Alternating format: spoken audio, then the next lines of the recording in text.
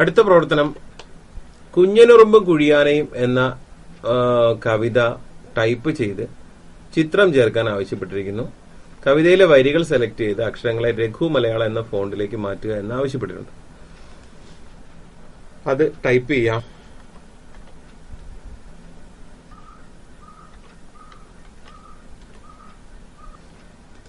ഇപ്രകാരം ടൈപ്പ് ചെയ്യുക.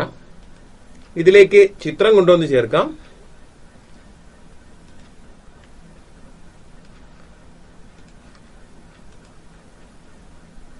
ചിത്രത്തിന്റെ വലിപ്പം ക്രമീകരിക്കാം. വലിപ്പം ക്രമീകരിച്ച് അതിനെ ഫോണ്ട് രഘു മലയാളമാക്കി മാറ്റാൻ ആവശ്യപ്പെട്ടിട്ടുണ്ട്. ഫോണ്ട് സെലക്ട് ചെയ്ത് രചന എന്ന ഫോണ്ടിൽ നിന്നും രഘു മലയാളം എന്ന ഫോണ്ട് സെലക്ട് ചെയ്യുക.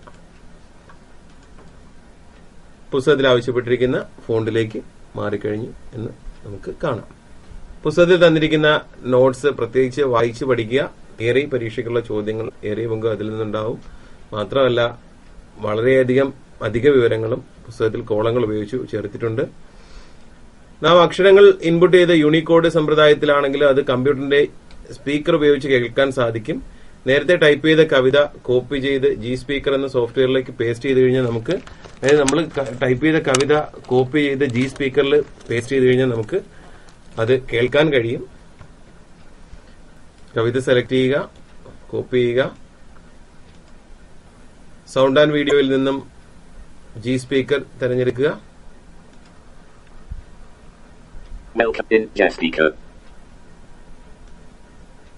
അതിൽ ടെക്സ്റ്റ് പേസ്റ്റ് ചെയ്യുക. ലാംഗ്വേജ്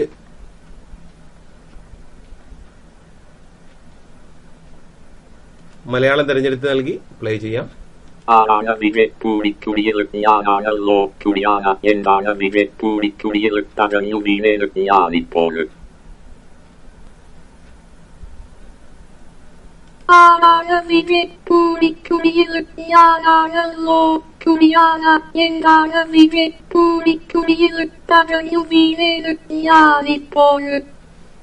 ഇപ്രകാരം നമുക്ക് സോഫ്റ്റ്വെയറിനെ കൊണ്ട് വായിച്ചു കേൾക്കാം.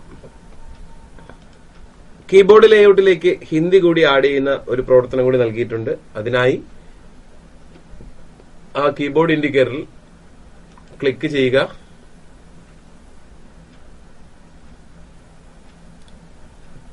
ടെക്സ്റ്റ് എൻട്രി സെറ്റിംഗ്സ്,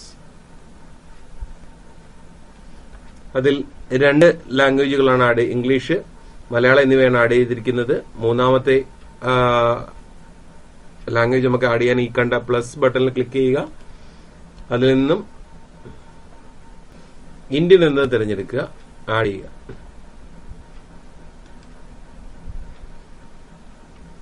ഇത് ക്ലോസ് ചെയ്യാം. അതിൽ ഇന്ത്യൻ തിരഞ്ഞെടുത്ത് നമുക്ക് ഹിന്ദിയിലും ടൈപ്പ് ചെയ്യാം.